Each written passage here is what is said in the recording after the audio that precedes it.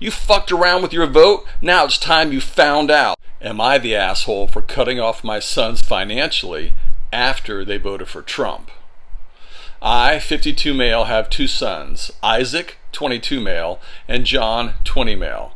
My wife and I have always leaned left politically, and we've raised our kids to value equality, compassion, and critical thinking. We've had countless family discussions about politics and the impact of policies on people's lives. So you can imagine my shock when I found out after this last election that both of my sons voted for Trump. It came out during a casual family dinner when I asked, "So, who'd you guys vote for?"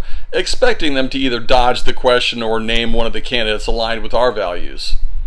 Isaac shrugged and said, "Trump. His policies just make the most sense right now." John chimed in, "Yeah, I mean, he's about protecting the economy. People like us need someone who gets that." I stared at them, stunned. "People like us?" I asked. "Boy, you've never paid for a single tank of gas, let alone rent or tuition. What exactly do you mean by that?" Isaac rolled his eyes. "Dad, I'm studying business. Trump's pro-business. It's not that deep."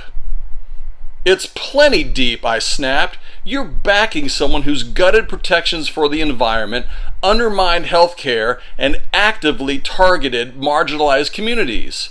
John shook his head. "You're just looking at the negatives. He's strong on immigration and keeping jobs here." The conversation spiraled into a heated debate.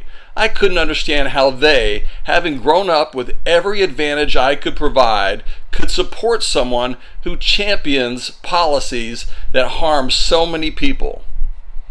That night I thought about how much my wife and I had sacrificed to give them opportunities. I worked extra hours to cover their tuition so they wouldn't have student loans. I paid for their gas, car insurance, and even groceries.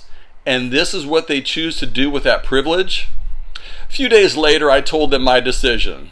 "If you want to support Trump's policies, you should also live by them," I said. "From now on, you'll need to cover your own tuition, rent, and living expenses. Maybe then you'll understand the real-world impact of the policies you are endorsing." Isaac was furious. "Are you serious, Dad? You're just cutting us off because we disagree with you politically." "It's not about disagreement," I said firmly. "It's about accountability.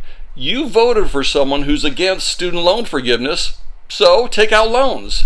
You support someone who doesn't believe in raising the minimum wage, so get a job that pays what it pays and figure it out." John looked hurt. "You're being petty. This isn't how you change someone's mind." "This isn't about changing your mind," I replied. "It's about giving you a dose of reality. FAFO ain't just some cool hashtag you and your little friends use. It means there are consequences to your actions. Political choices have consequences. You're adults now. It's time to act like it. You fucked around with your vote, now it's time you found out." My wife thinks I'm being too harsh. She worries this will damage our relationship with them long term. She said, "They're young. They're still figuring out their beliefs." "Beliefs have consequences," I told her. "They made a choice, now they'll learn what that choice means." Some of my friends agree with me, saying it's a fair wake-up call. Others think I'm letting politics come between family and being unnecessarily cruel. So, am I the asshole for cutting off my sons financially because of their political choices? You know, you got a good point. I don't think you're the asshole. I think you're going to let them find out what they fucked around with, their vote. And voting has consequences.